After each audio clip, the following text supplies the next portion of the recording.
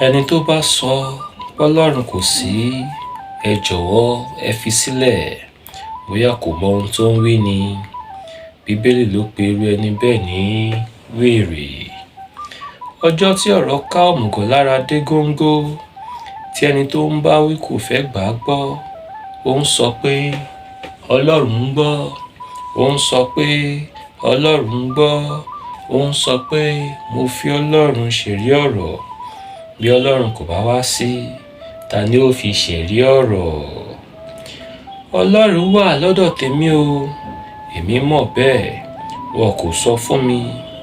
Ọjọ́ tí wèrè rẹ̀ fẹ́ bẹ̀ǹbẹ́ ọ̀rọ̀, tí òbí fẹ́ nà án, tólùkọ́ fẹ́ nà án, tí wọ́n yẹ gbá lọ́wọ́, tí wọ́n fi pátì ẹ̀ lé kiri, ṣèbí orúkọ Ọlọ́run yìí ló ń ké sí. Ó ń wí pé mo fi Ọlọ́run bẹ̀ yín o, mo fi Ọlọ́run bẹ̀ yín o. Ó ń sọ pé ẹ jọ̀wọ́ nítorí Ọlọ́run. Ọjọ́ tí ó sì rí nǹkan kàyàkàyà, nǹkan ìkàyà tó ń ṣe ní kàyéfì, ẹ̀rù bà á, ó ń ké pe Ọlọ́run o, Ọlọ́run o. Bí Ọlọ́run kò bá wá sí, ta ni ó ké pè nígbà ewu àti ẹ̀rù? Nínú ọkàn lọ́lọ́run wà, a kò lè rí ni.